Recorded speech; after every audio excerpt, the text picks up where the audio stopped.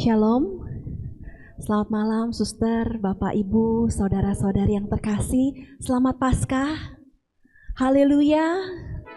Mari saat ini kita mau bangkit berdiri. Tuhan yang telah satukan kita, perkumpulkan kita di tempat ini untuk memuji dan menyembah, memuliakan Tuhan. Terlebih dahulu kita mau berikan salam kita, yang selamat Paskah kita kepada saudara di sebelah kiri dan kanan kita.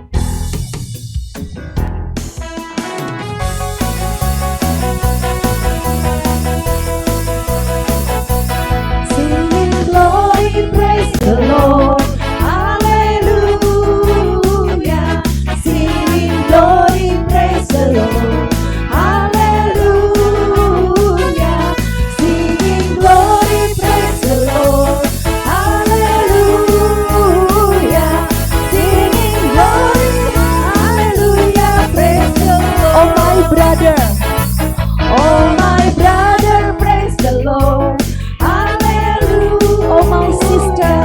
Oh my sister, praise the Lord, hallelujah. Everybody, praise the Lord, hallelujah. Singing glory, hallelujah, praise the Lord. Oh my brother, praise the Lord, hallelujah. Oh my sister, yeah. Oh my sister, praise the Lord, hallelujah. Everybody praise the Lord, hallelujah. Singing glory, hallelujah, praise the Lord.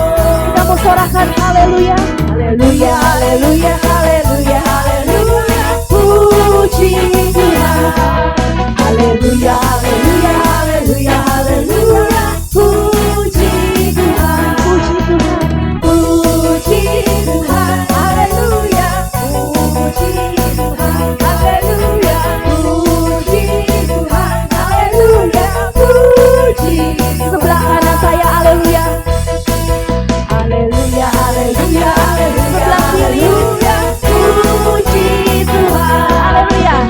Haleluya, haleluya, haleluya, haleluya. Puji Tuhan, puji Tuhan, haleluya. Puji Tuhan, haleluya. Puji Tuhan, haleluya. Puji. Sebelah kiri, haleluya. Haleluya, haleluya, haleluya, haleluya.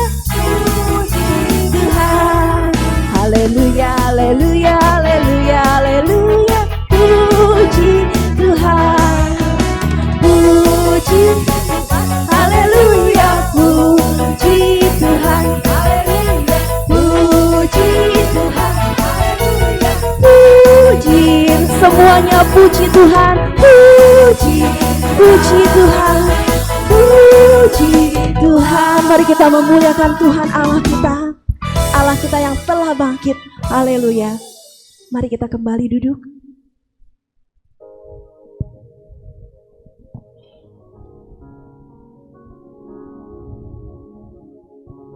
Kita mau buka persekutuan doa pada malam hari ini dengan tanda kemenangan Tuhan kita Yesus Kristus. Demi nama Bapa dan Putra dan Roh Kudus. Amin.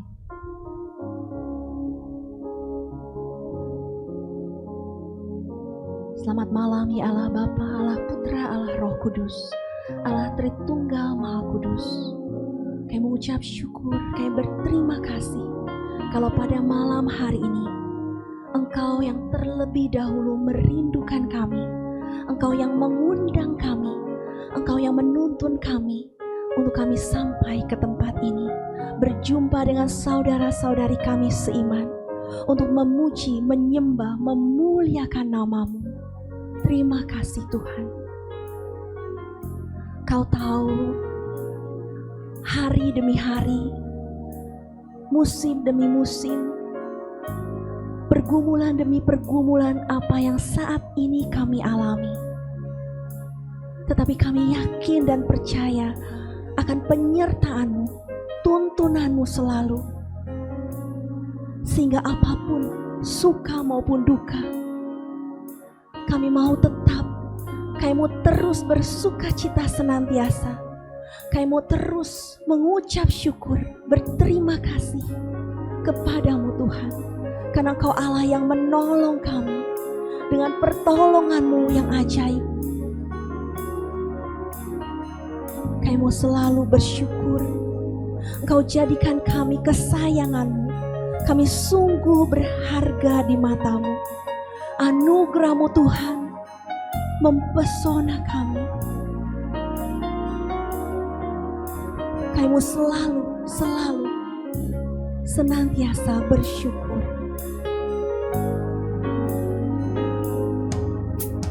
Tuhan, Kau sungguh besar, karya-Mu sungguh ajaib. Tiada hentinya ku mengagumi, sungguh Kau ajaib. Tuhan, Kau sungguh besar. Tuhan, Kau sungguh besar, karya-Mu sungguh ajaib. Tiada hentinya ku mengagumi, sungguh Kau ajaib. Ku mau selalu bersyukur kepadamu Tuhan. Anugerah-Mu mempesonaku. Selalu dan selalu Kau angkat hatiku. Kau membuatku berharga di mata-Mu. Mau selalu bersyukur kepadamu Tuhan. Buat anugerah-Mu mempesonaku. Selalu dan selalu, selalu dan selalu Kau angkat hatiku. Kau membuatku berharga di mata-Mu. Tuhan, Kau sungguh besar dan sungguh ajaib.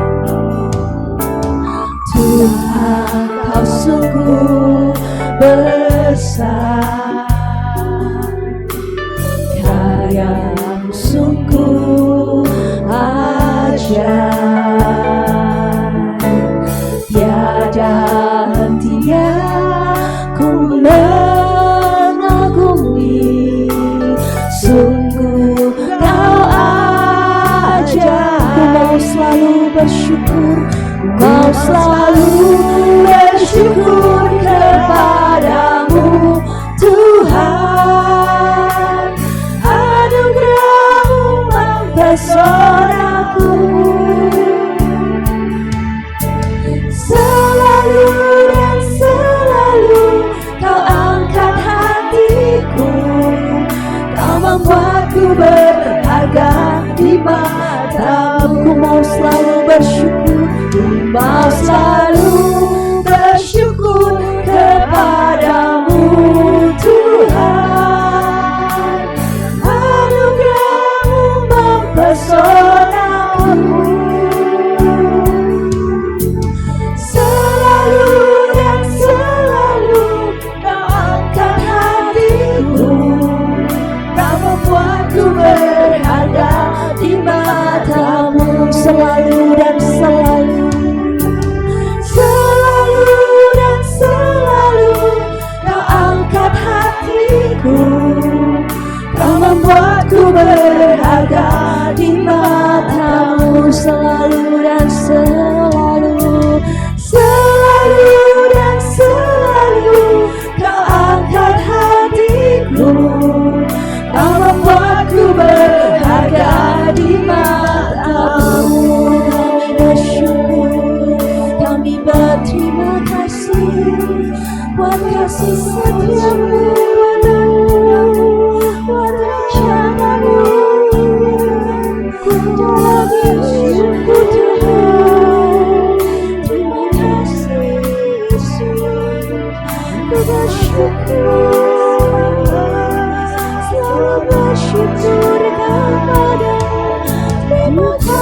Tuhan, Bapa ajaib rencana, Bapa yang kuat.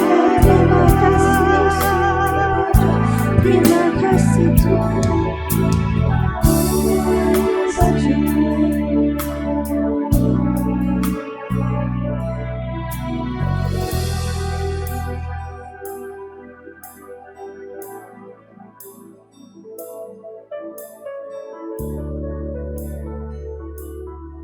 Terima kasih Bapa, karena Engkau selalu mengingatku. Engkau selalu mengangkatku di saat aku terpuruk dengan semua masalahku. Terima kasih Bapa, karena Engkau telah membuatku sungguh berharga di mata-Mu. Terima kasih Bapa. Terima kasih Bapa. Terima kasih Bapa, karena Engkau telah mengizinkan kami semua hadir di tempat ini. Engkau telah mengundang kami semua, supaya kami semua bisa hadir dan bisa menjadi anak-Mu yang terbaik. Kami selalu ingin memuja-Mu dan kami selalu ingin menghormati-Mu. Terima kasih Bapa. Terima kasih Bapa. Demikianlah Tuhan ungkapan syukur kami. Mungkin masih banyak lagi ya Bapa, tapi Engkau mau mengerti hati kami. Biarlah hati kami tak henti-hentinya mau mengangkat syukur kami kepadamu di dalam setiap peristiwa apapun, naik dan turunnya kehidupan kami. Kami mau senantiasa mengucap syukur, dan biarlah kemuliaan hanya bagimu, Allah Bapa, Allah Putra, Allah Roh Kudus, seperti pada permulaan, sekarang, selalu, dan sepanjang segala abad. Amin. Saat ini saya mau mengundang, ada yang rindu untuk membagikan kesaksian. Shalom, nama saya Ari. Saya pernah bersaksi beberapa minggu lalu di sini. Saya cuma mau berterima kasih sama teman-teman sudah doakan saya. Per 1 April kemarin saya sudah diterima bekerja. Tuhan sudah jawab doa saya.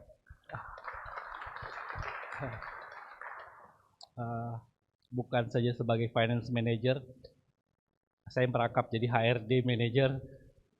Tuhan tahu bahwa kalau ada HRD di perusahaan, pasti latar belakang saya akan ketahuan.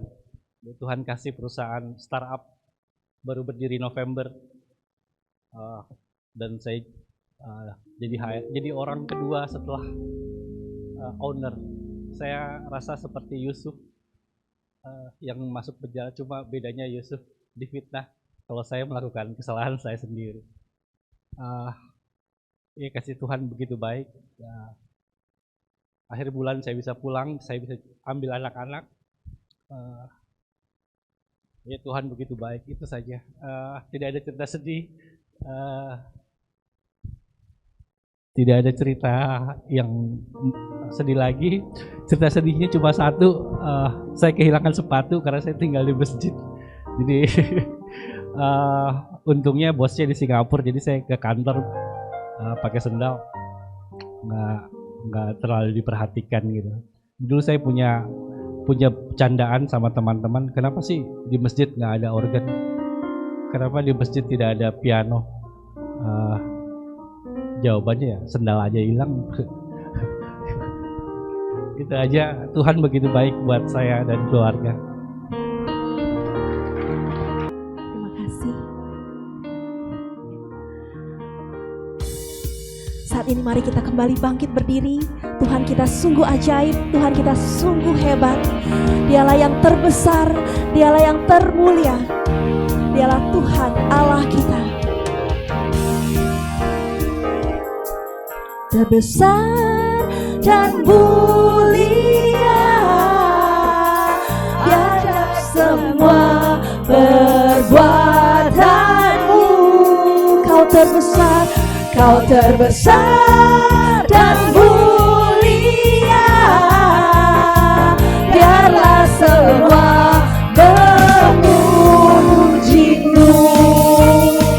Dengan segenap hati, dengan segenap jiwa, kita mau memuji Tuhan, kita mau bernyanyi untuk Tuhan Allah kita.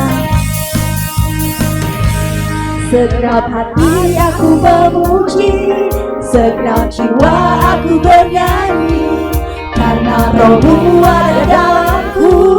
Tuhan, ku angkat tangan, ku memuji, ku angkat suara dan bernyanyi, karena Roh-Mu ada dalamku. Tuhan, mari menari memuji,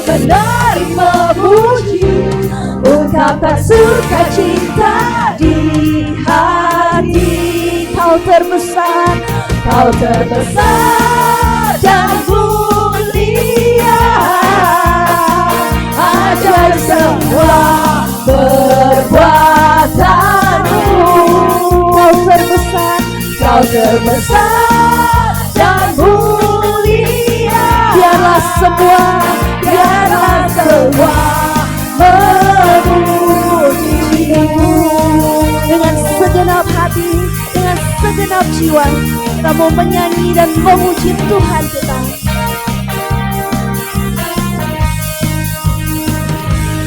Segenap hati aku memuji, segenap jiwa aku bernyanyi, karena Roh-Mu ada dalamku. Tuhan, ku angkat tangan, ku memuji, ku angkat suara dan bernyanyi, karena Roh-Mu ada dalamku. Tuhan, mari menari memuji, ungkapkan sukacita di hati. Kau terbesar dan mulia, ajaib semua perbuatanmu. Kau terbesar dan mulia, biarlah semua memuji-Mu. Kau terbesar dan mulia, Kau terbesar dan mulia, ajaib semua perbuatanmu. Kau terbesar dan mulia, biarlah semua memuji-Mu. Biarlah semua memuji,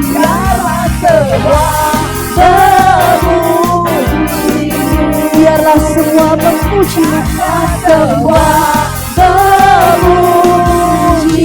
Mari kita memuliakan Tuhan Allah kita dengan segenap hati, segenap jiwa. Kita masih mau memuji Tuhan Allah kita. Amin. Karena Tuhan Allah kita, Dialah yang telah bangkit, Dialah yang telah hidup. Kita mau terus merasakan dan menyalurkan sukacita Paskah. Sama-sama kita mau nyanyikan.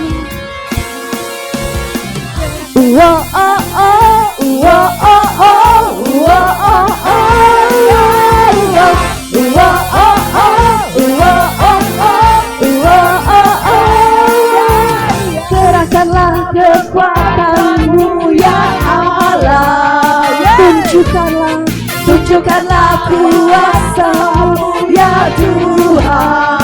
Serahkan musuh-Mu, selamatkan umat-Mu.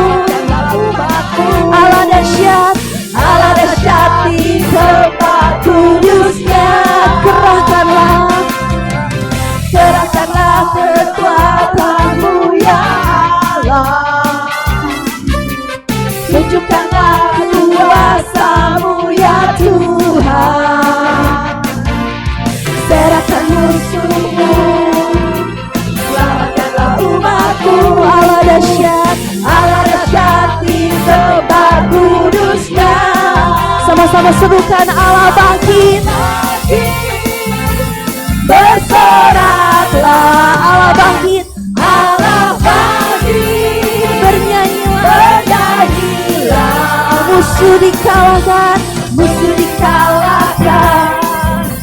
umatnya dibebaskan. Allah dahsyat di tempat kudus-Nya. Allah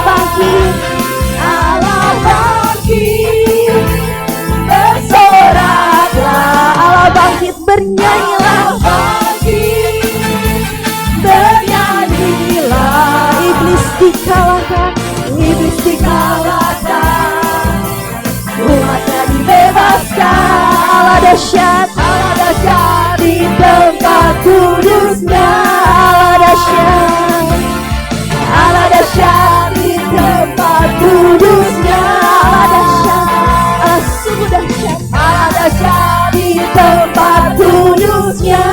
Mari kita memuliakan Tuhan Allah kita di tempat yang maha kudus. Allah kita yang telah bangkit mengalahkan maut. Haleluya. Mari kita kembali duduk. Kembali kita mau hening di hadapan Tuhan Allah kita. Kita mau rasakan kasih-Nya, cintanya mengalir, memenuhi hati kita. Tidak ada lagi ruang yang kosong di dalam hati kita, penuh dan tenggelam di dalam kasih Tuhan. Dan kita mau rasakan di dalam setiap hembusan nafas kita kasih Tuhan, cinta Tuhan, pemeliharaan Tuhan hari lepas hari di dalam kehidupan kita. Salib lambang kasih-Nya, cintanya yang begitu besar, pengorbanannya untuk kita semua, sahabat-sahabat yang dikasihinya, yang dicintai, yang sungguh berharga di matanya. Dia rindu untuk memeluk kita saat ini satu persatu. Dengan darahnya yang mengalir, Dia menyucikan kita, Dia memulihkan kita, hati kita, hidup kita. Tuhan Yesus, Engkaulah pengharapan kami. Kami percaya kepadamu, kami serahkan semuanya ke dalam tangan-Mu. Engkaulah andalan kami. Malam hari ini kami rindu untuk memuji dan menyembah-Mu. Hanya Kau Tuhan di hidupku, Kau berikan hidup yang baru. Darah-Mu menyucikan, pulihkan hatiku. Ku nyatakan Kaulah segalanya. Kaulah sumber pengharapan, Kaulah sumber pengharapan.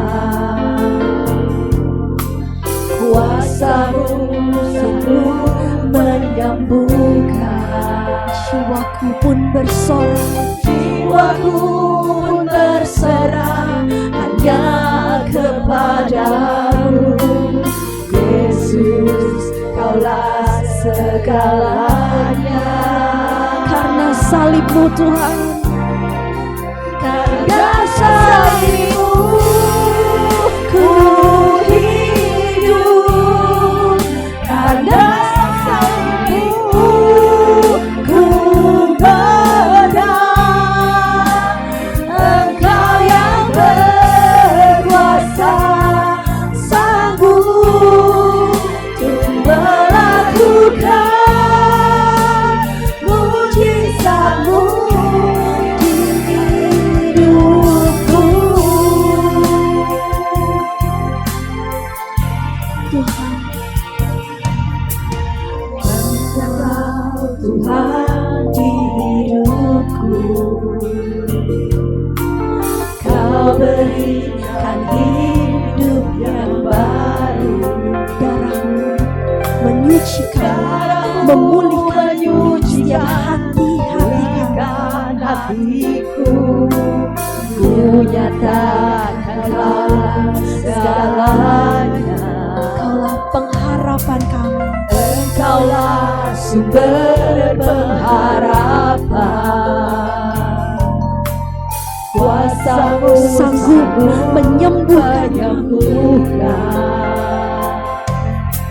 Jiwa kami berserah hanya padamu, hanya kepada-Mu. Yesus, Engkaulah segalanya.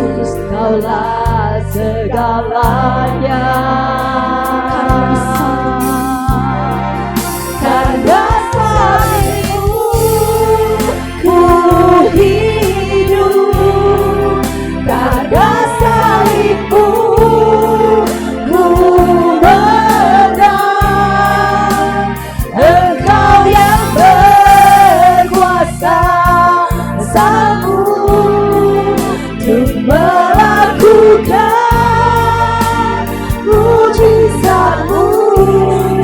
salibmu.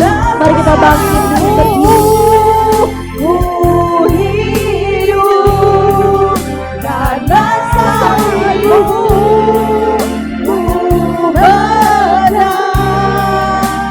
Engkau yang berkuasa, sanggup melakukan mujizat Karena salibmu, karena salibmu, ku hidup karena salibmu, ku menang. Engkau yang berkuasa, sanggup untuk melakukan mujizat-Mu di hidupku. sembah dan puji-Mu kita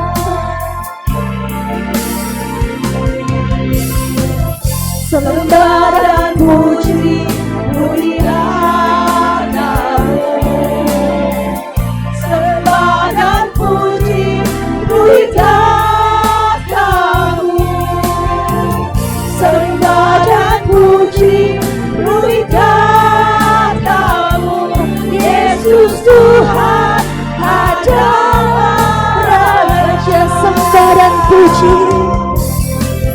Sembah dan puji muliamu, sembah dan puji muliamu, sembah dan puji muliamu. Yesus Tuhan adalah Raja. Sembah dan puji penuhi tatamu Tuhan. Sembah dan puji penuhi tatamu, sembah dan puji penuhi tatamu, sembah dan puji penuhi tatamu. Yesus Tuhan adalah Raja. Yesus Tuhan, Yesus Tuhan adalah Raja. Yesus Tuhan, Yesus Tuhan adalah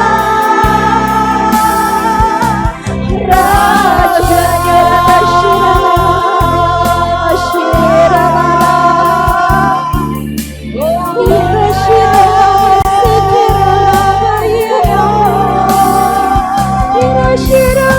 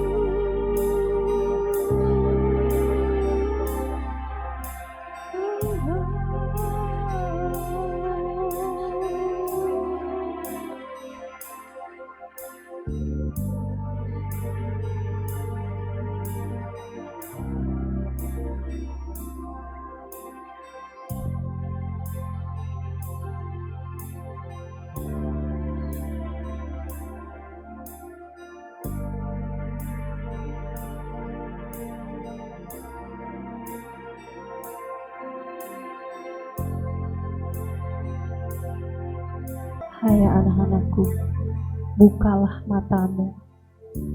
Ingatkanlah akan aku dalam setiap perjalanan hidupmu. Ingat selalu akan daku. Aku akan selalu besertamu.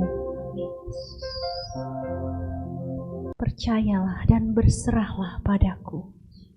Dalam setiap pergumulan yang engkau hadapi, sadarilah bahwa aku berada di sampingmu. Engkau tidak sendiri. Ingatlah selalu akan daku. Terima kasih Yesus. Peganglah tanganku. Berserahlah kepadaku. Berikan masalahmu. Tunduklah kepadaku. Jangan kau berpaling kepada yang lain. Dalam setiap lutut yang bertelut, aku tahu bahwa engkau akan selalu mengingatku. Terima kasih Bapa. Terima kasih. Terima kasih Tuhan. Terima kasih buat saat yang indah ini. Saat kami boleh memuji dan menyembah-Mu. Kami boleh hening di hadirat-Mu. Mendengarkan suara-Mu yang lembut di dalam hati kami. Meneguhkan kami untuk kami melangkah hari demi hari hanya bersama-Mu Tuhan, Allah kami. Bapa, sebentar lagi kami mendengarkan sabda-Mu, firman-Mu, melalui hamba-Mu yang telah Kau pilih, Kau panggil dan Kau utus, Bapa Robi ya Bapa. Kiranya Roh Kudus-Mu boleh menyertai, dan Dia boleh menyampaikan apa yang sungguh menjadi kerinduan hati-Mu untuk kami semua di tempat ini. Kami serahkan semuanya ke dalam tangan-Mu. Kemuliaan hanya bagi Allah Bapa, Putra dan Roh Kudus, seperti pada permulaan, sekarang, selalu, dan sepanjang segala abad. Amin. Shalom, Suster, Bapak Ibu, Saudara yang dikasihi Kristus. Malam hari ini saya diberi satu tema, hukuman Tuhan terhadap orang-orang yang menyesatkan bangsa. Hukuman Tuhan terhadap orang yang menyesatkan bangsanya. Ini adalah nubuat dari Nabi Yesaya yang ada di dalam Yesaya bab 3 ayat 1 sampai dengan 15. Tetapi kalau kita langsung membaca perikop ini, rasanya akan sulit bagi kita untuk bisa memahami apa maksud dari nubuat Nabi Yesaya ini. Karena itu, saya ingin mengajak Bapak Ibu untuk melihat latar belakangnya dulu. Kenapa sampai Yesaya memberikan nubuat ini, nubuat tentang kehancuran kota Yerusalem ini. Nabi Yesaya itu lahir pada tahun 765 sebelum Masehi. Dia lahir di kota Yerusalem sebagai anak seorang bangsawan. Karena itu, dia punya akses untuk bisa bertemu, bisa bicara dengan raja-raja di Yehuda. Dia juga punya akses untuk bicara dengan para imam-imam kepala di Bait Allah. Pada tahun 740 sebelum Masehi, jadi ketika dia berusia 25 tahun, dia mendapat suatu penampakan. Dia melihat ada seorang raja yang luar biasa, yang kekuasaannya menguasai alam semesta, dan tampak di dalam penampakan itu dia melihat raja yang sangat agung ini dikelilingi oleh malaikat-malaikat yang disebut di dalam kitab Yesaya sebagai serafin, dan malaikat-malaikat yang mengelilingi raja yang agung ini, tidak ada yang berani untuk menatap muka rajanya. Jadi mereka ada di sekeliling rajanya, tetapi semuanya menutupi wajah mereka sendiri, karena mereka tidak sanggup untuk menatap wajah raja yang mulia itu. Ketika Yesaya melihat penampakan ini, dia mengerti bahwa dia melihat Allah. Dan pada saat itu, orang Yahudi percaya, setiap orang yang melihat Allah hanya ada dua kemungkinan. Kemungkinan pertama, ini kemungkinan yang paling besar, orang itu segera mati. Orang tidak akan tahan kalau sudah bertemu dengan Allah. Kemungkinan yang kedua, kemungkinan yang kecil, bahwa dia akan diberi tugas khusus oleh Allah. Nah, ketika Yesaya melihat penampakan seperti itu, dia pikir dia akan mati. Tapi ternyata Tuhan tidak membuat dia mati, tapi memberi dia satu tugas. Tugas yang dipercayakan kepada Yesaya adalah untuk menyampaikan firman Allah kepada bangsanya sendiri. Nah, pada saat itu bangsa Israel sudah tidak lagi menyembah Yahweh. Mereka sudah menjadi penyembah berhala. Dan Allah mengutus Yesaya untuk membawa kembali bangsanya ini untuk kembali kepada jalan Allah. Yesaya mengerti bahwa kalau bangsanya ini tetap berkeras menjauh dari Allah, maka pada saatnya pasti mereka akan mengalami kehancuran yang luar biasa. Sebaliknya, kalau mereka mau bertobat, kalau mereka mau berubah, mereka akan mendapatkan kemakmuran. Karena itulah Yesaya berseru-seru menyampaikan ini kepada bangsa Israel. Mari kita lihat Yesaya bab 1 ayat 19 sampai dengan 20.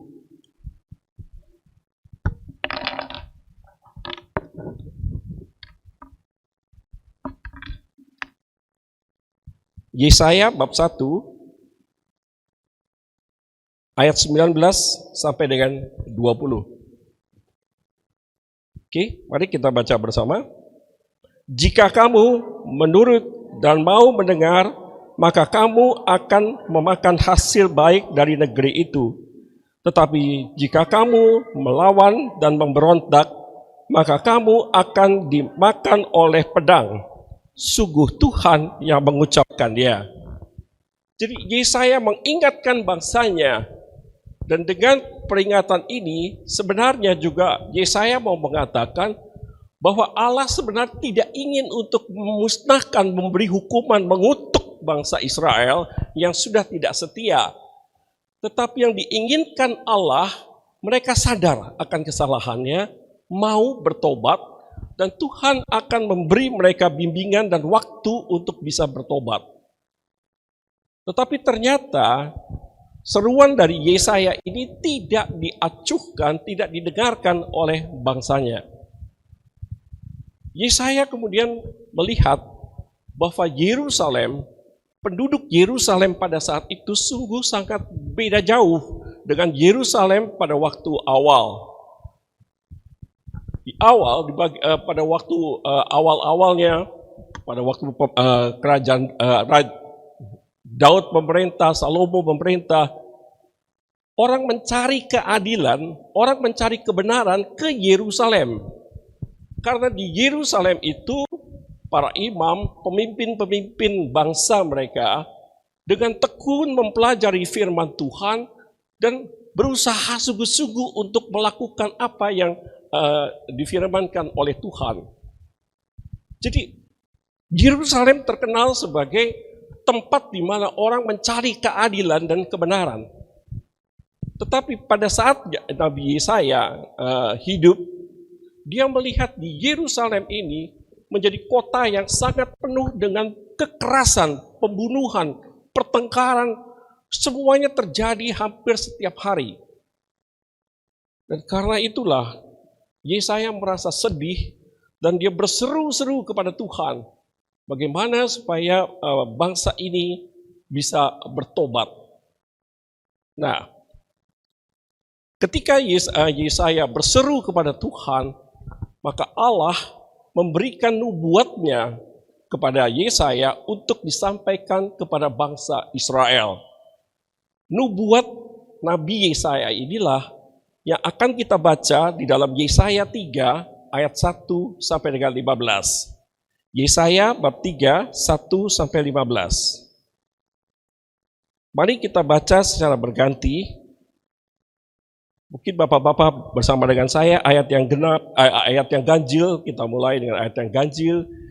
Ibu-ibu bisa tolong dengan ayat yang genap, kita baca secara berganti. Yesaya 3, 1 sampai dengan 15.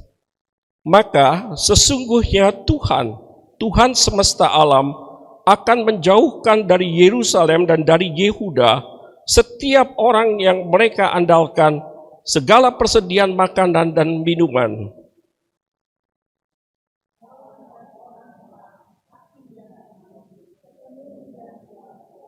Perwira dan orang yang terpandang, penasehat dan ahli sihir, dan orang yang paham mantra.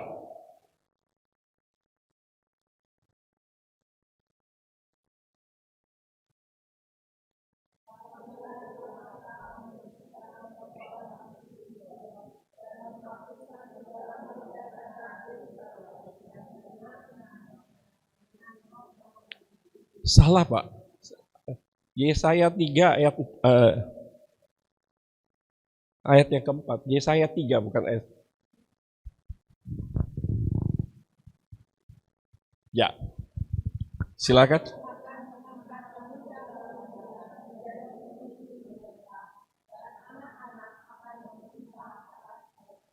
Ayat 5. Maka bangsa itu akan desak-mendesak seorang kepada seorang, yang satu kepada yang lain.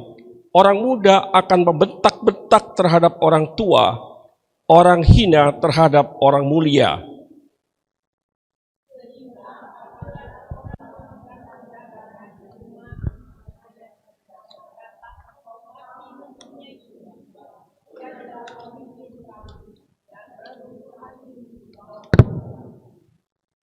Maka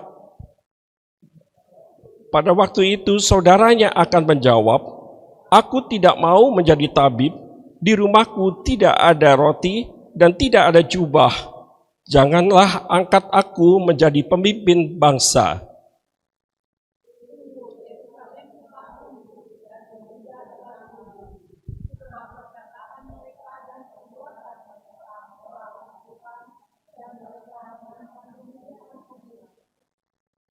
Air muka mereka menyatakan kejahatan mereka, dan seperti orang Sodom, mereka dengan terang-terangan menyebut-nyebut dosanya, tidak lagi disembunyikannya. Celakalah orang-orang itu, sebab mereka mendatangkan malapetaka kepada dirinya sendiri.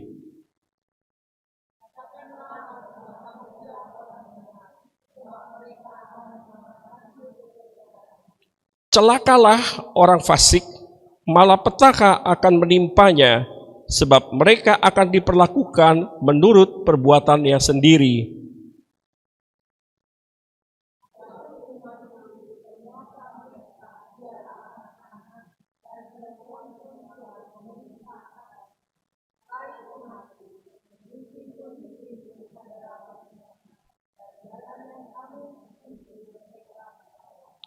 Tuhan mengambil tempat untuk menuntut dan berdiri untuk mengadili bangsa-bangsa.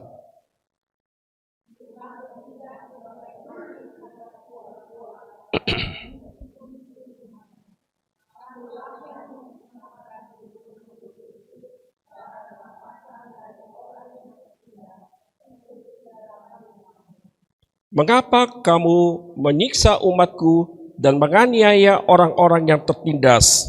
Demikian firman Tuhan Allah semesta alam. Bapak Ibu, kalau kita perhatikan nubuat yang disampaikan oleh Nabi Yesaya ini, nubuat ini sangat keras. Karena ada 3 hal yang ditekankan di dalam nubuat ini.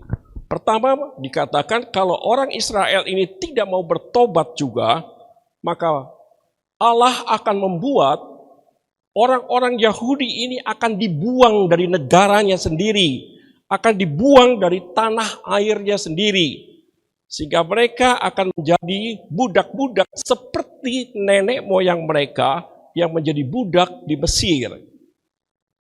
Ini hal yang pertama di ayat 1 sampai dengan ayat yang keempat. Kemudian dikatakan juga bahwa di antara mereka sendiri, di dalam keluarga mereka juga akan terjadi perkelahian, akan terjadi pertentangan yang membuat semua orang menjadi gelisah. Dan yang ketiga, dikatakan bahwa karena sudah hancur leburnya Yerusalem itu, maka tidak ada orang yang mau menjadi raja, tidak ada orang yang mau menjadi pemimpin bangsa Israel.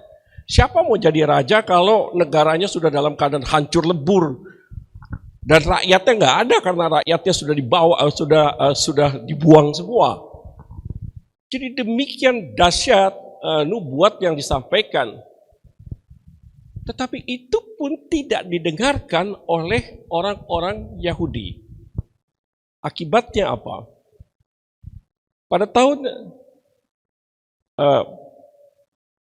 143 tahun kemudian, tahun 597 sebelum Masehi, Raja Babel itu sebenarnya sebuah kerajaan yang tidak besar, kecil, bangsanya bangsa kafir. Berkali-kali berusaha menyerang Yerusalem dan pada tahun 547 sebelum Masehi, mereka berhasil mengalahkan Yerusalem, menghancurkan kota Yerusalem. Bapak Ibu, jadi apa yang dilakukan oleh Raja Nebukadnezar, Raja Babel itu, ternyata semuanya seperti yang telah dinubuatkan oleh Nabi Yesaya 143 tahun sebelumnya. Kenapa sampai begitu lama? Kenapa dari nubuat sampai penggenapan yang ada waktu sebegitu lama? Dalam hal ini Allah mau menunjukkan kerahimannya. Allah tidak serta-merta mengutuk, tidak serta-merta menghukum orang yang bersalah. Allah terus mengajak kita bertobat, memberi kesempatan yang jauh lebih dari cukup supaya orang mau sadar. Tetapi ketika orang tetap tidak mau mendengar apa yang dikatakan Allah, maka pada saatnya Allah tidak lagi mau melindungi orang Yahudi, tidak lagi mau melindungi Yerusalem. Dan ketika Allah tidak lagi mau melindungi Yerusalem, melawan bangsa yang lebih kecil pun orang Yahudi tidak sanggup.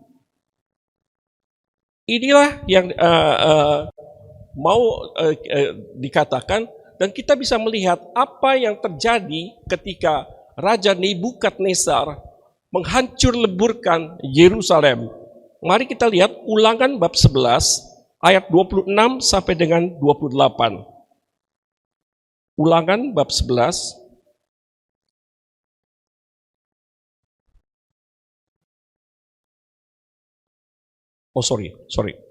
Dua Raja-Raja bab 24 ayat 15 sampai dengan 16. Dua Raja-Raja bab 24 ayat 15 dan 16. Mari. Dua Raja-Raja 24 15 sampai dengan, mari. Ia mengangkut Yoyakim buangan ke Babel, juga ibunda raja, istri-istri raja, pegawai-pegawai istananya, dan orang-orang berkuasa di negeri itu dibawanya sebagai orang buangan dari Yerusalem ke Babel. Semua orang gagah perkasa, 7.000 orang banyaknya, para tukang dan para pandai besi, 1.000 orang banyaknya, sekalian pahlawan sebagai buangan ke Babel. Jadi apa yang dinubuatkan Yesaya persis terjadi dan dilakukan oleh justru raja orang kafir.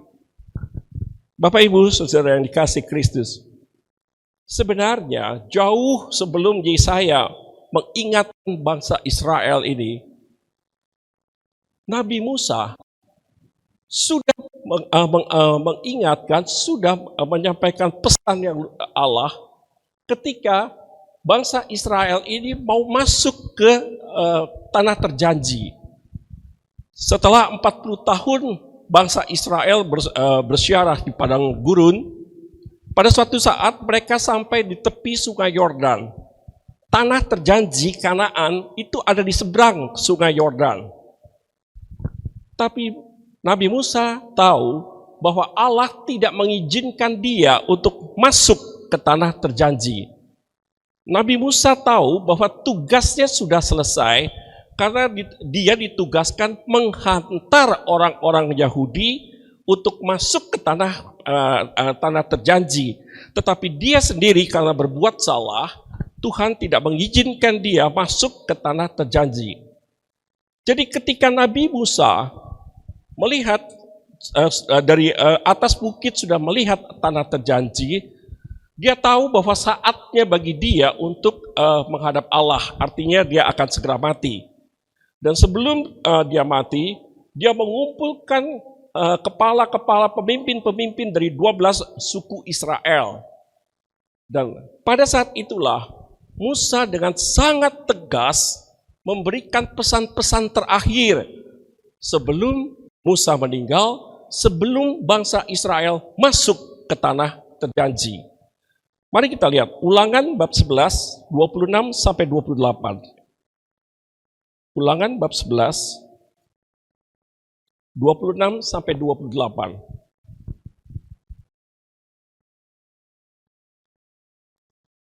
Mari, lihatlah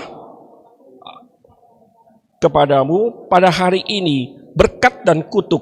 Berkat, apabila kamu mendengarkan perintah Tuhan Allahmu yang kusampaikan kepadamu pada hari ini, dan kutuk jika kamu tidak mendengarkan perintah Tuhan Allahmu dan menyimpang dari jalan yang kuperintahkan kepadamu pada hari ini dengan mengikuti Allah lain yang tidak kamu kenal. Jadi sebelum nenek moyang bangsa Yahudi masuk ke tanah terjanji, jauh sebelum Nabi Yesaya bernubuat tentang kehancuran Yerusalem, Musa dengan tegas mengatakan, kalau kamu tetap setia kepada Yahweh, maka kamu akan mendapat berkat dari Allah. Sebaliknya kalau kamu akan menyimpang dari jalan Allah, maka kamu akan dikutuk. Di dalam pengertian perjanjian lama, di dalam bahasa perjanjian lama, berkat dari Allah digambarkan sebagai kemenangan di dalam peperangan, kesuksesan, kekayaan, kesehatan. Inilah gambaran dari berkat Allah kepada seseorang. Sebaliknya, kutuk. Kalau seseorang mengalami sakit penyakit yang tidak sembuh-sembuh, kalau dia mengalami kekalahan di dalam peperangan, kalau dia pekerjaannya tidak berhasil, selalu gagal dan sebagainya, ini adalah tanda dia dikutuk oleh Allah. Di dalam perjanjian lama, ditulis bagaimana contohnya, bagaimana ketika Saul, raja pertama bangsa Yahudi, ketika dia awal menjadi raja, dia sangat bersyukur kepada Yahweh, dan dia taat dengan semua apa yang diperintahkan Yahweh kepada dia. Akibatnya, dia mendapat berkat dari Allah. Orang Yahudi bisa mengalahkan bangsa Filistin yang justru lebih kuat tubuh mereka. Orang-orang Filistin tubuhnya juga jauh lebih besar dari orang-orang Israel, tetapi semua bisa dikalahkan di bawah kepemimpinan Saul. Tetapi kemenangan demi kemenangan membuat Saul menjadi terlalu percaya diri, menjadi sombong. Sehingga pada suatu saat ketika Allah memerintahkan dia untuk menghancurkan bangsa Amori, dia tidak mau mendengarkan Allah. Dia lebih percaya dengan kebijaksanaan dia sendiri. Akibatnya Allah sangat kecewa, Yahweh sangat kecewa dengan sikap Saul. Dan kemudian Allah meminta Nabi Samuel untuk mencari pengganti Saul. Karena itulah kemudian Nabi Samuel memilih Daud untuk diurapi menjadi raja pengganti dari Saul. Lalu apa yang terjadi dengan Saul? Setelah dia tidak lagi tidak lagi berkenan di hadapan Allah, maka dia menghadapi banyak kekalahan di dalam perang, dan di dalam satu peperangan dia bersama 2 anak lakinya mati terbunuh. Disinilah gambaran jelas bagaimana ketika Saul taat kepada Tuhan, dia bisa mengalahkan bangsa yang lebih kuat. Tetapi ketika dia tidak taat kepada Tuhan, maka dia mengalami kutukan berupa kematian yang sangat menyedihkan. Demikian juga yang tadi kita dengar, bagaimana ketika bangsa Yahudi dikalahkan oleh bangsa kafir yang sebenarnya lebih kecil. Inilah gambaran kutukan dari Allah. Bapak Ibu. Tetapi kalau kita sekarang masuk ke dalam perjanjian baru, maka kita akan melihat bahwa berkat dan kutuk ini tidak bersifat materi seperti itu yang mudah kita lihat. Mari kita lihat. Siapa orang-orang yang paling dekat dengan Yesus ketika dia hidup di Palestina? Siapa orang-orang yang paling dekat dengan Yesus ketika dia hidup di Palestina? Kok diam? Sudah pasti adalah orang tuanya, betul? Bunda Maria, Santo Yusuf, kemudian 12 rasul.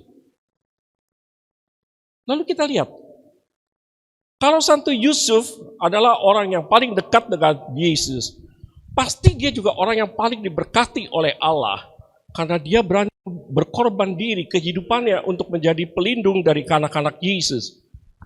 Tetapi Santo Yusuf gak pernah menjadi kaya raya. Gak pernah Santo Yusuf menjadi seorang tukang kayu yang jadi sangat terkenal, menjadi sukses di dalam usahanya. Sampai meninggal pun dia tetap saja menjadi tukang kayu yang sederhana. Di mana berkat Tuhan? Bunda Maria, kehidupannya penuh dengan tantangan. Ada banyak hal yang dia tidak bisa mengerti tapi dia harus hadapi. Apakah kehidupan Bunda Maria secara manusiawi, kalau kita berpikir secara manusiawi, apakah kehidupan seperti ini yang diinginkan? Ibu berani nggak bilang minta sama Tuhan, saya kepengen punya kehidupan seperti Bunda Maria? Nggak berani. Punya anak satu-satunya 30 tahun mati dibunuh, 33 tahun mati dibunuh. Mana berani? Lalu, apakah hidup seperti ini penuh berkat? 12 rasul. 1 berkhianat, bunuh diri. 11 rasul. 10 mati dibunuh pada saat mereka mewartakan Injil. Hanya 1 yang tidak mati dibunuh, Yohanes, saudaranya Yakobus. Tapi dia pun dibuang ke satu pulau terpencil, hidup sendirian di satu pulau terpencil, sangat menyiksa. Nah, kalau kita lihat begini, kehidupan orang-orang yang kita bisa katakan paling diberkati, karena paling dekat dengan Yesus, di mana berkatnya? Disinilah kita mulai berpikir, apakah firman Tuhan yang disampaikan Nabi Musa sudah tidak berlaku lagi dalam perjanjian baru? Bapak Ibu, firman Tuhan, ya dan amin, dahulu, sekarang, dan selamanya. Jadi setiap firman Tuhan tetap berlaku. Tetapi dalam hal ini, di dalam hal pengertian berkat dan kutuk, Yesus memberikan suatu pengertian yang baru. Mari kita lihat Yohanes bab 3 ayat 17 sampai dengan 19.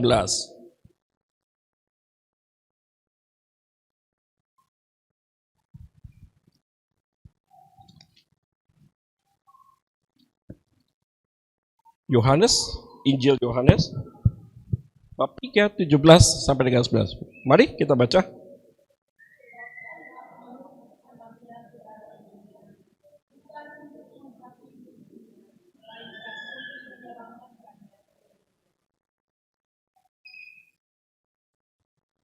Barang siapa percaya kepadanya,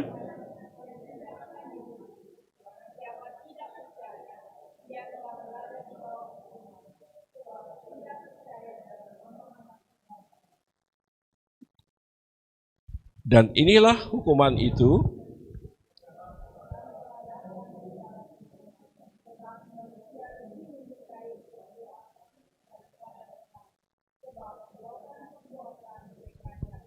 Bapak Ibu, apa yang mau dikatakan oleh Yesus di dalam pengajaran ini? Dia mau mengatakan firman Allah dianugerahkan kepada saudara dan saya, dianugerahkan kepada kita semua, supaya kita mengalami suatu kehidupan yang penuh kebahagiaan dan kedamaian. Yesus mau mengatakan firman Tuhan dianugerahkan supaya kita tidak mengalami hal-hal yang buruk. Sama seperti ketika orang tua memberi peraturan-peraturan, memberi perintah kepada anak-anaknya.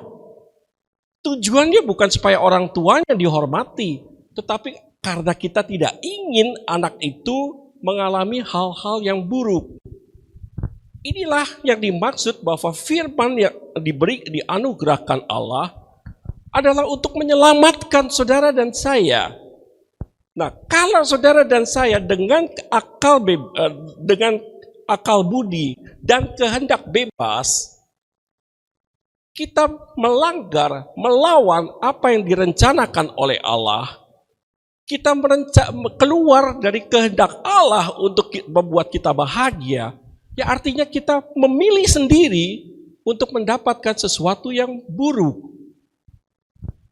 Kalau anak kecil kita, anak kita, dikatakan bahwa jangan main pisau, tetapi dengan kenakalan dia tetap bermain pisau dan akhirnya tangannya tergores, akhirnya dia merasa sakit. Apakah yang salah orang tuanya? Apakah dia luka itu karena orang tuanya yang menghukum dia? Pasti bukan. Meskipun orang tuanya kesal, tapi dia tidak akan mengutuk anaknya supaya anaknya tergores. Anak itu mengalami kesakitan karena dia tidak taat kepada apa yang diajarkan, apa yang dikatakan orang tuanya. Jadi Yesus mau mengatakan begitu. Bukan Allah yang menghukum, bukan Allah yang mengutuk, karena Allah itu Maha Rahim, Allah Maha Pengasih. Tetapi kalau saudara dan saya tidak mau mendengar, dia katakan terang itu sudah ada, tetapi kita tidak mau masuk ke dalam terang itu. Bapak Ibu, saya ingin juga memberikan gambaran. Jadi Yesus mau mengatakan berkat dan kutuk itu bukan bisa dinilai dari hal materi. Sekarang kalau kita bicara berkat dan kutuk secara materi, tadi dikatakan siapa yang paling taat kepada Tuhan, dia akan diberkati oleh Tuhan. Dan berkat Tuhan di dalam perjanjian lama dikatakan akan mendapatkan kesuksesan, akan mendapatkan kemenangan, akan mendapatkan kebahagiaan seperti itu. Lah kalau seperti itu, kita bisa berpikir, orang yang usahanya paling sukses, para crazy rich kita, itu berarti orang yang paling suci, orang yang paling diberkati Tuhan. Benar gak Pak? Logikanya kan begitu kan?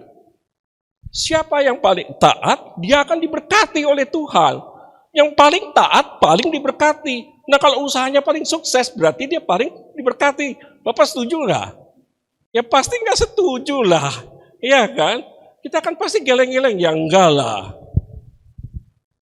Bukan firmannya yang salah, tetapi pengertiannya yang salah. Bapak Ibu, saya juga ingin memberikan satu riwayat pribadi seseorang. Ada seorang pemuda, dia tinggal di dekat Lisbon, ibu kota Portugal. Sedari kecil dia hobi sekali main sepak bola. Ketika dia mulai agak besar, Orang tuanya sudah menyekolahkan dia ke sekolah sepak bola yang paling terkenal di kota mereka. Ternyata anak ini memang punya bakat yang bagus buat main sepak bola. Sampai pelatihnya memuji-muji dia, mengatakan bahwa anak ini kelihatannya berbakat untuk menjadi pemain sepak bola yang internasional. Wah, anak ini terus berkembang dan permainan sepak bolanya juga semakin baik. Dan dia tubuhnya sangat atletis, gagah, tapi dia punya penyakit. Selain suka main sepak bola, dia nih playboy. Suka bermain-main dengan wanita-wanita. Suatu saat, ketika dalam satu pertandingan antar kota, dia mendapat cedera di kaki kanannya. Rupanya cederanya ini sangat parah. Sudah menjalani ada beberapa kali operasi, dokter mengatakan dia masih bisa berjalan seperti biasa, jadi gak terpincang-pincang. Tapi kalau untuk bermain sepak bola sudah tidak bisa, karena tulang kakinya dia sudah tidak menunjang, dia tidak akan punya kekuatan untuk menjadi pemain sepak bola. Vonis, dia tidak bisa lagi bermain sepak bola. Padahal tadinya orang memuji-muji dia karena dia akan menjadi pemain hebat. Frustasi, sedih, bingung sekali. Dalam keadaan seperti itu, dia melarikan diri, kasarnya melarikan diri dari kesedihan itu dengan bermain gitar, nyanyi, dan sebagainya. Suatu saat ketika dia sedang sedih, dia bermain gitar di halaman rumahnya, ada seorang pemandu bakat yang lewat, tertarik mendengar suara dia, dan kemudian mendekati dia, menawarkan apakah dia mau berlatih untuk menjadi seorang penyanyi profesional. Dia pikir sudah gak bisa jadi pemain sepak bola profesional, ya sudah jadi penyanyi aja. Dia berlatih, dan ternyata dia juga punya bakat yang luar biasa. Rekaman pertama sudah meledak. Dan dia menjadi penyanyi yang sangat-sangat terkenal di seluruh dunia pada saat itu. Dia adalah Julio Iglesias. Sampai umur 70 tahun pun ketika dia mengadakan show di mana-mana, selalu dipadati oleh banyak orang. Dan dia juga pernah ke Indonesia, kalau saya tidak salah, pernah 2 kali ke Indonesia.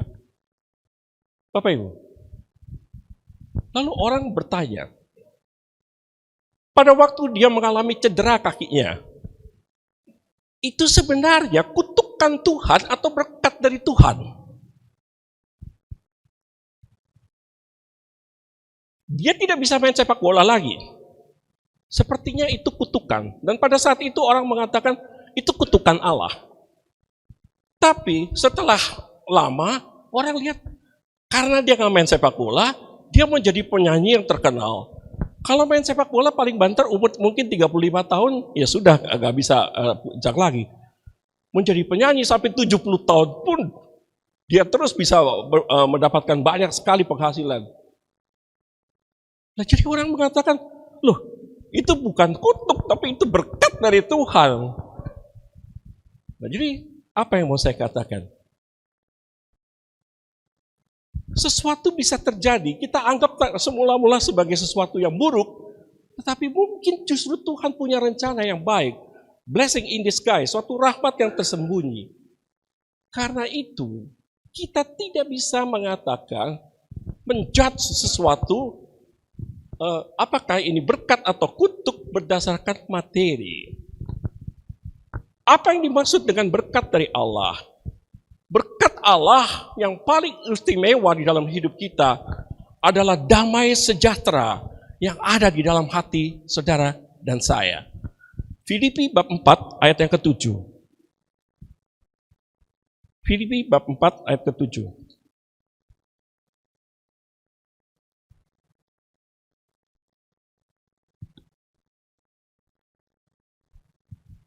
Mari.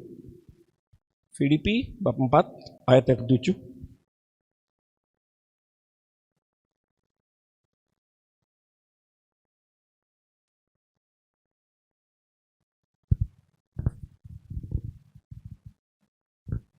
Ini Mazmur. Filipi 4 ayat. Oke, saya baca. Damai sejahtera Allah yang melampaui segala akal akan memelihara dan pikiranmu di dalam Kristus Yesus. Ini, damai sejahtera Allah yang melampaui segala akal akan memelihara hati dan pikiranmu di dalam Kristus Yesus. Damai sejahtera yang tidak bisa kita pikirkan. Ketika saudara menolong seseorang, saudara harus berkorban, saudara harus kehilangan waktu, kehilangan uang mungkin. Tetapi ketika kita bisa menolong seseorang, yang bahagia bukan hanya yang ditolong, kita yang menolong pun ada rasa bahagia. Dari mana bahagia itu? Seharusnya kalau kita keluar uang, keluar tenaga, nggak dapat apa-apa, mestinya kita merasa, aduh, buat apa ya? Tetapi ketika kita menolong, kita bisa merasakan suatu kebahagiaan, damai sejahtera yang melampaui akal ada bersama kita. Inilah anugerah dari Allah yang luar biasa. Di dalam Kisah Para Rasul dikatakan, ketika Yesus sudah naik ke surga, para rasul juga sudah mengalami Pentakosta, maka mereka banyak mengajar di bait Allah. Allah juga berkenan memberikan kepada para rasul ini karunia sehingga mereka bisa membuat mujizat. Banyak orang yang disembuhkan. Semakin begitu, semakin banyak orang yang mengerumuni Petrus dan Yohanes dan para rasul yang lain, dan mereka mendengarkan kesaksian tentang Yesus, apa yang diajarkan dan siapa dia, dan bagaimana dia sudah bangkit mengalahkan maut. Tetapi orang-orang Farisi tentu saja sangat tidak senang, apalagi mereka merasa bahwa merekalah yang membunuh Yesus. Karena itu orang-orang Farisi sangat tidak senang dengan yang dilakukan oleh para rasul. Mereka ditangkap, dimasukkan ke dalam, diadili di mahkamah agama. Ketika di mahkamah agama, ternyata di antara anggota-anggota mahkamah agama sendiri, mereka bertengkar sendiri, tuduhan apa yang mau disampaikan kepada para rasul. Karena mereka tidak membuat kejahatan apa-apa, tidak menghasut apa-apa. Mereka cerita tentang Yesus dan ada bukti semua apa yang mereka sampaikan. Bapak Ibu, akhirnya apa? Mahkamah agama hanya memutuskan para rasul ini tidak boleh lagi mengajar tentang Yesus Kristus. Dan untuk itu, supaya mereka jerah, supaya mereka takut, nggak mau ngajar lagi tentang, tidak mau bersaksi lagi tentang Kristus, maka mereka dipukuli, dicambuk, disesah artinya. Sesudah itu dilepaskan. Bapak Ibu, bayangkan, kalau Bapak Ibu dan saya, kita melakukan berdasarkan dorongan Roh Kudus, kita melayani. Sesudah kita melayani, kita mengalami sesuatu yang menyakitkan hati. Ada orang yang menghina kita, ada orang yang ngomong yang jelek-jelek kepada kita. Kita difitnah segala macam. Apa perasaan saudara? Kita pasti kecewa, kita mulai merasa bahwa, loh kok begini, saya melakukan ini berdasarkan kehendak Tuhan, tetapi kenapa saya mengalami hal seperti ini? Tetapi apa yang dialami oleh para rasul? Mari kita lihat, Kisah Para Rasul bab 5 ayat 40 dan 41. Kisah Para Rasul bab 5 ayat 40 dan 41. Kisah Para Rasul bab 5, 40 dan 41. Mereka memanggil rasul-rasul itu, lalu menyesah mereka dan melarang mereka mengajar di dalam nama Yesus. Sesudah itu dilepaskan. Rasul-rasul itu meninggalkan sidang mahkamah agama dengan gembira, karena mereka telah dianggap layak menderita penghinaan oleh karena nama Yesus. Bapak Ibu tolong lihat ayat 41. Rasul-rasul itu meninggalkan sidang mahkamah agama dengan gembira. Habis digebukin, mereka gembira. Kenapa? Tentu bukan karena digebuk jadi gembira. Mereka gembira karena mereka merasa bisa berkorban untuk Yesus yang mencintai mereka. Ketika kita bisa berkorban sesuatu untuk orang yang kita kasihi, maka ada rasa gembira di hati kita bahwa kita telah menunjukkan kasih kita kepada orang yang kita kasihi. Inilah yang terjadi. Kenapa para rasul berdasarkan dorongan Roh Kudus mereka bekerja, mereka bersaksi, tapi mereka disiksa. Tetapi setelah mereka disiksa, mereka gembira karena mereka bisa berbuat, menyatakan kasih kepada Yesus. Inilah damai sejahtera yang melampaui akal budi kita. Inilah berkat Allah yang utama. Karena itu ada banyak orang, saya beberapa kali bertemu dengan orang-orang yang ada di rumah sakit. Di dalam sakit mereka masih bisa tersenyum, mereka bisa memuji-muji Tuhan. Sebaliknya ada orang kaya yang hidupnya sangat-sangat berkecukupan, ketika bertemu dengan saya isinya semua gerutuan, semua keluhan dari A sampai Z sampai pulang, ngeluh terus. Kita lihat, yang bahagia yang mana? Yang hidupnya diberkati oleh Allah yang mana? Bapak Ibu, apa yang mau saya sampaikan pada malam hari ini? Ada beberapa hal. Yang pertama adalah Nabi Yesaya. Dia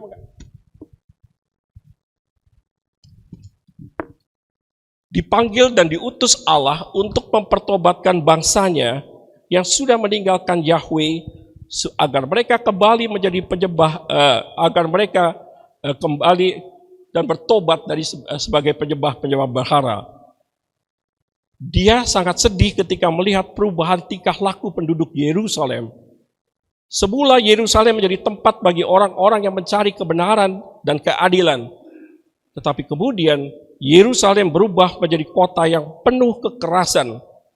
Dan semua ini terjadi karena pemimpin-pemimpin mereka tidak lagi mau beribadat kepada Allah, tidak lagi mau mempelajari firman Allah.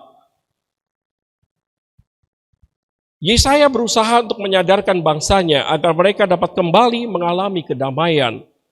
Tetapi mereka tidak percaya dan tidak mau berubah atas kehendak Allah.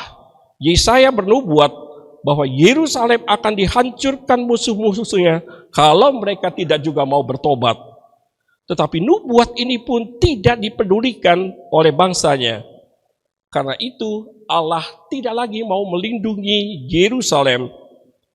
Mereka dihancurkan oleh bangsa Babel dan rajanya Nebukadnezar menjadikan orang-orang Israel, khususnya orang-orang yang pandai, orang-orang yang berguna, menjadi orang-orang buangan, menjadi budak-budak di kota Babel. Segala bentuk kehancuran yang telah dinubuatkan Yesaya menjadi kenyataan. Tetapi kita perhatikan bahwa antara nubuat Yesaya dengan penggenapannya kehancuran Yerusalem terpaut 143 tahun. Hal ini untuk menunjukkan kepada kita semua bahwa Allah terus-menerus mengingatkan kita, mengingatkan semua orang, dan memberi kesempatan kita untuk bertobat dan berubah. Yang ketiga, sesungguhnya pada saat nenek moyang Israel mau memasuki tanah terjanji, Nabi Musa telah mengingatkan bangsanya, ada berkat dan ada kutuk dari Allah. Mereka akan diberkati Allah kalau mau mendengarkan dan mentaati perintah Tuhan. Sebaliknya mereka akan dikutuk kalau berjalan menyimpang dari jalan kebenaran Allah. Dalam perjanjian lama, banyak contoh bagaimana Allah memperlihatkan limpahan berkat-Nya kepada orang-orang yang taat kepada Dia, dan sebaliknya menghukum mereka, orang-orang yang tidak mau taat dan menyimpang dari jalan-Nya. Tetapi Kristus memberi suatu pengertian baru tentang berkat dan kutuk. Di dalam kasih Allah yang tidak terbatas, Allah terus-menerus membimbing kita untuk berjalan di jalan kebenaran-Nya yang membawa kebahagiaan. Dan kalau kita tidak mau taat, akibat buruk dari perbuatan kita itu pasti akan kita alami. Akibat buruk itu bukan diciptakan Allah. Akibat buruk itu adalah hasil dari perbuatan kita yang tidak mau taat.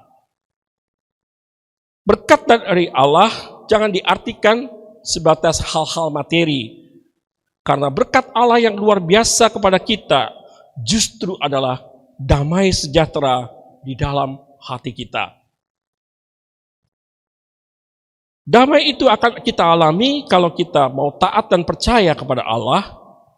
Orang-orang yang hidup di dalam kesesatan, apalagi yang menyesatkan orang lain, pasti tidak akan mengalami kedamaian di dalam hidupnya. Bapak Ibu, kita tutup renungan ini di dalam doa.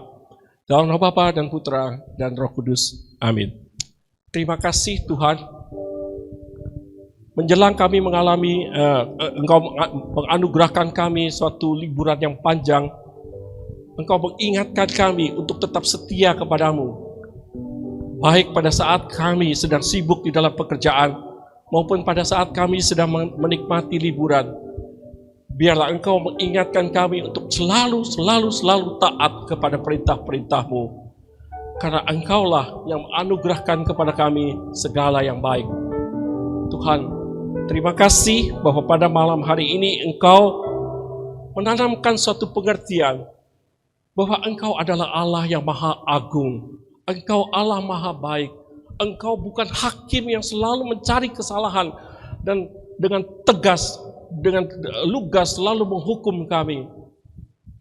Apa yang kami seringkali anggap sebagai kutukan dari-Mu sebenarnya adalah kelalaian kami sendiri yang tidak mau taat akan apa yang sudah Engkau katakan. Tuhan, biarlah setiap hari Engkau boleh tambahkan kepada kami firman-firman-Mu, dan semakin hari kami dapat semakin taat untuk mentaati firman-Mu, supaya hari demi hari kami semakin dapat menikmati kebahagiaan dan kedamaian di dalam kehidupan ini. Tuhan, Engkau berkenan kalau kami sebagai anak-anak-Mu memohon kepadamu segala sesuatu yang ada di dalam hidup kami, di dalam keluarga kami, di dalam lingkungan kehidupan kami. Di dalam kotak ini Tuhan, ada banyak permohonan-permohonan ditujukan kepada Engkau. Engkau tahu satu persatu siapa kami dan apa persoalan-persoalan di dalam hidup kami. Tidak ada suatu perkara yang terlalu kecil untuk Kau perhatikan. Dan tidak ada sesuatu perkara yang terlalu besar yang tidak bisa Kau pecahkan. Hanya dengan satu kata, Engkau dapat membuat segala-galanya menjadi baik. Tuhan, kalau Engkau berkehendak, Engkau pasti bisa menyembuhkan semua orang yang saat ini sedang sakit. Tetapi kalau Engkau mempunyai rencana yang lain, berikanlah kesabaran, berikanlah iman, berikanlah damai sejahtera di dalam hati teman-teman kami. Tuhan, berikanlah juga penghiburan kepada mereka yang sedang berada di dalam kesulitan di dalam rumah tangga, perselisihan antara orang tua dengan anak, antara pasangan. Biarlah damai Natal, biarlah kebangkitan Yesus Kristus membangkitkan cinta kasih di dalam keluarga, sehingga kami senantiasa kembali mengalami damai sejahtera. Tuhan, berkati juga teman-teman yang saat ini berada dalam kesulitan ekonomi. Tolonglah mereka Tuhan. Engkau selalu bisa memberikan jalan keluar di saat kami sudah tidak menemukan jalan keluarnya lagi. Tuhan, ada banyak sekali yang mungkin masih ada di dalam hati dan pikiran kami. Engkau tahu siapa kami, Engkau mengenal kami satu persatu, dan Engkau sangat mencintai kami. Karena itu Tuhan, di dalam iman kami mau katakan, kami mau serahkan semua persoalan hidup kami di dalam kasih dan kuasa Yesus Kristus Tuhan dan Juru Selamat kami. Amin. Dalam nama Bapa, Putra, dan Roh Kudus. Amin. Dan saat ini kita mau memberikan persembahan. Kita rindu untuk mempersembahkan seluruh kehidupan hidup kita, tubuh, jiwa, dan roh kita menjadi persembahan yang hidup, yang berkenan. Dan kita menjadikan setiap hari di dalam tuntunan Tuhan. tuntun yang Allah yang penuh kasih dan setia.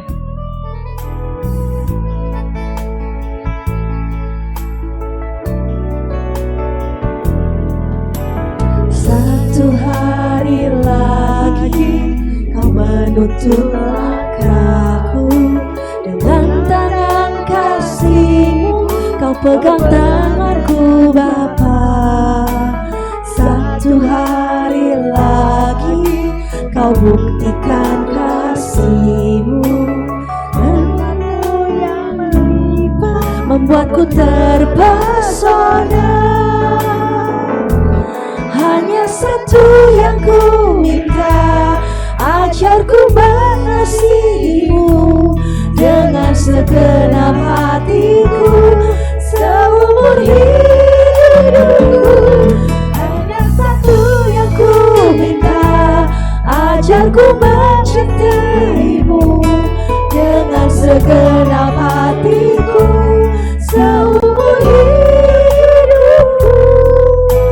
Yesus, satu hari lagi, satu hari lagi kau menuntun langkahku, dengan tangan kasih-Mu kau pegang tanganku Bapa. Satu hari lagi kau buktikan kasih-Mu, berkat-Mu yang melimpah membuatku terpesona. Hanya satu yang ku minta, ajarku mengasihi-Mu dengan segenap hatiku seumur hidupku. Hanya satu yang ku minta, ajarku mencintai-Mu dengan segenap hatiku seumur hidupku. Yesus, kita mau mendengarkan pengumuman. Terima kasih atas kunjungan pada malam hari ini. Malam hari ini Pak Robi, terima kasih. Begitu indah dan luar biasa renungan yang dibawa Pak Robi pada malam hari ini. Iman kita diberi pupuk firman, sehingga iman kita semakin subur. Terima kasih sekali lagi Pak Robi. Begitu pula Pak Ari, terima kasih dengan kesaksian pada malam hari ini semakin menguatkan kita, karena Yesus sendiri mengajar pada kita. Dia memberikan penyembuhan. Tidak pernah dia mengatakan, aku telah menyembuhkan engkau. Tapi Yesus berkata, imanmu telah menyembuhkan engkau. Dan pasti Pak Ari, imanmu telah memberikan kesaksian pada malam hari ini. Jika Allah berkehendak, itulah hasilnya. Terima kasih Pak Ari. Terima kasih tim pujian, Ibu Francisca telah dengan timnya, Pak Edi Kaslim, Ibu Iren dan sebagainya. Terima kasih. Ibu Anita, keyboard kita, terima kasih. LCD proyektor kita, Bro Irwan dan Ibu Desi, terima kasih. Soundman, Bro Are, terima kasih. Bro Rocky, terima kasih. Terima kasih pula teman-teman penerima tamu dan kolektan yang malam hari ini telah melayani kita semua. Bapak dan Ibu, untuk acara PDKK pagi dan malam hari untuk bulan April, ada beberapa yang perlu kami sampaikan. PD pagi pada hari Selasa tanggal 9 dan 16 April libur. Dan kita akan bertemu kembali untuk PD pagi di tanggal 23 April pada jam 10 pagi. Ada renungan yang dibawakan oleh Bapak Endi Raharja dengan tema menjadi wanita yang bijak, penolong dan tiang doa bagi keluarga. Ini temanya luar biasa. Bagi Bapak dan Ibu yang sempat hadir dan bisa mendengarkan, karena ini bagus sekali. Begitu pula untuk PD malam, pada hari Kamis tanggal 11 dan 18, PD malam libur. Dan kita akan ketemu kembali PD malam pada tanggal 25 April. Ada renungan yang dibawakan oleh Bapak Stephen Purnama Jaya dengan tema pengenapan keselamatan dan syarat-syaratnya. Kalau ada kata syarat-syaratnya, ini sangat unik dan perlu kita cermati, karena seperti kalau ibu-ibu mau masak nasi, orang kalau memasak nasi tidak tahu syarat-syarat bagaimana cara memasak nasi, maka nasi itu bisa menjadi nasi yang setengah bubur atau bubur karena airnya berlimpah masuk ke dalam. Itulah, maka mari Bapak dan Ibu, jangan lupa tanggal 25 April Bapak Stephen Purnama Jaya akan membawa renungan dengan tema pengenapan keselamatan dan syarat-syaratnya. Untuk dalam bulan April PDKK lansia libur total. Untuk bulan April,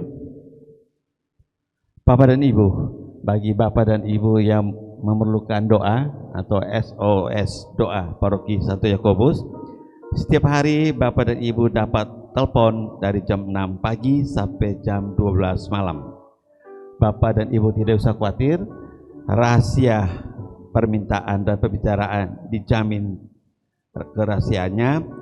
Bapak dan Ibu dapat menghubungi nomor telepon yang sudah terpapan di sana, yaitu 0888 550 1028.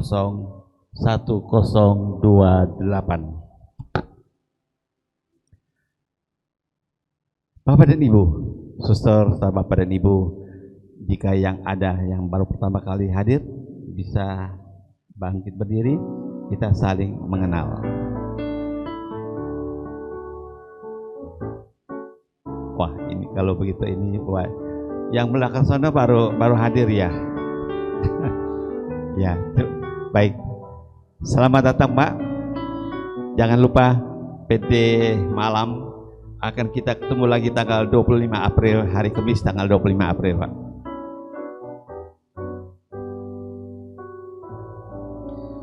Bagi Bapak, suster, serta Bapak dan Ibu yang ingin didoakan, selesai acara ini bisa ketemu kami untuk kami bisa membantu di dalam doa. Demikian suster serta Bapak dan Ibu pengumuman pada malam ini. Semoga Tuhan selalu melindungi dan memberkati kita semua beserta keluarga. Amin. Saat ini kita mau akhiri persekutuan doa malam hari ini, kita mau sama-sama berdoa. Bapa, terima kasih untuk penyertaan-Mu sepanjang malam hari ini. Persekutuan doa kami, Kau menyertai dari awal, pertengahan hingga akhir. Hati-hati kami boleh terus Kau penuhi dengan kasih-Mu melalui benih-benih firman yang telah disampaikan melalui hamba-Mu Bapak Robi.